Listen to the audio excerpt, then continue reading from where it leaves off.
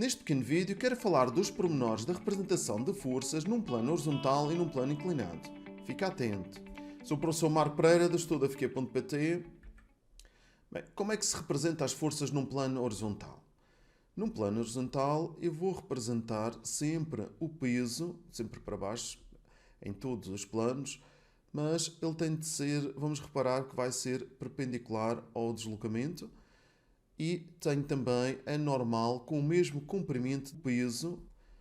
Se existe uma força para trazer este caixote para o lado direito, se houver atrito, a força de atrito tem de ser representada com uma intensidade menor. Claro que pode haver algum exercício que diga para representar a força de atrito com a mesma intensidade que a força que está a ser efetuada, e geralmente isso é indicado dizendo que ele desloca-se com velocidade constante, ou seja, sem aceleração.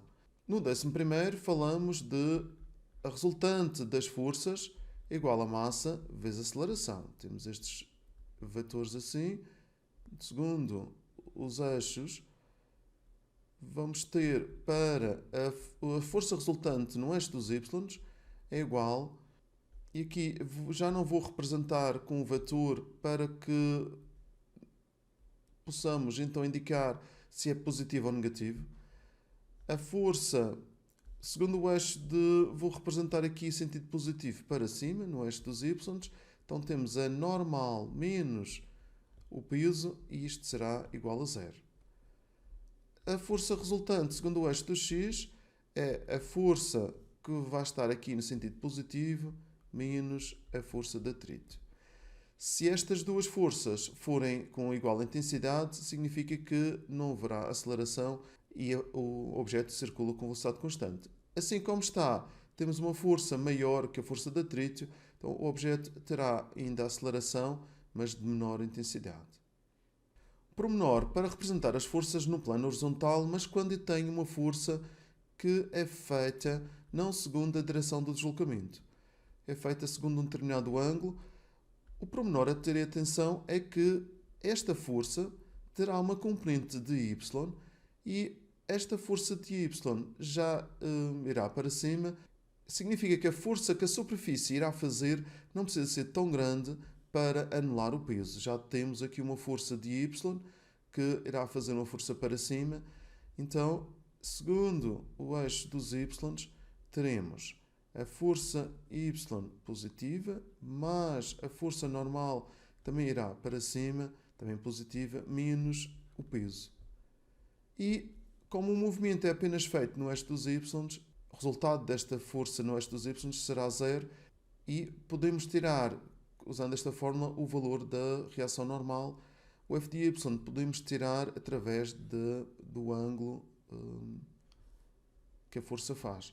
Então, vamos ver aqui, também para saber o f de x, eu tenho f de x é sempre o cateto adjacente ao ângulo que faz a força, então vou usar aqui o cosseno para saber o f de x, e para saber o cateto oposto, que é o f de y, vou usar o seno, então ficamos cateto oposto vezes hipotenusa vezes o seno do ângulo. O pormenor que é necessário ter em conta numa força que faz um ângulo com um certo ângulo com deslocamento é que a normal já não tem o mesmo comprimento que o peso, como acontece na primeira situação. Num plano inclinado, vamos ver aqui numa descida, se houver atrito, vou representar a força de atrito em sentido contrário ao do movimento, e vamos ter estas forças, o peso, a força gravítica e a normal, e temos a força de atrito. Este peso ele deve ser decomposto em P de y, e nós teremos aqui a normal e o P de y no eixo dos y, e a força resultante no eixo, ou soma das forças no eixo dos y, será normal menos P de y, e será igual a zero, porque o movimento será feito apenas no eixo do x. O movimento feito no eixo do x, a força resultante será P de x, se nós considerarmos o sentido positivo para baixo.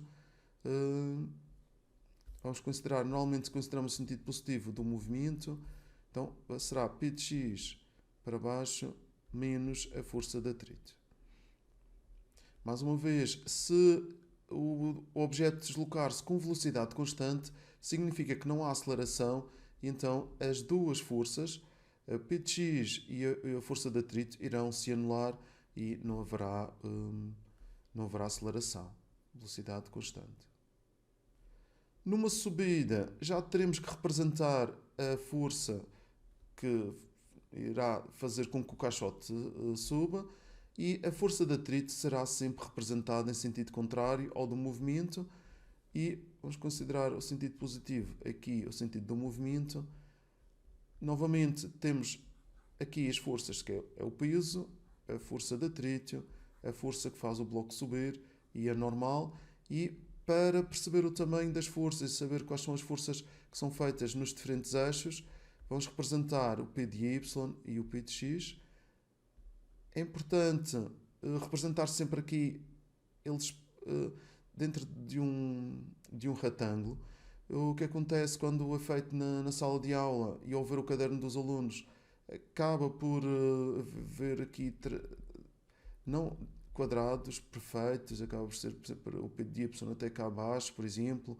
Não, temos que evitar essas situações e fazemos sempre uma paralela ao eixo dos Y, uma paralela ao eixo dos X, e podemos representar corretamente as componentes do peso πy e πz.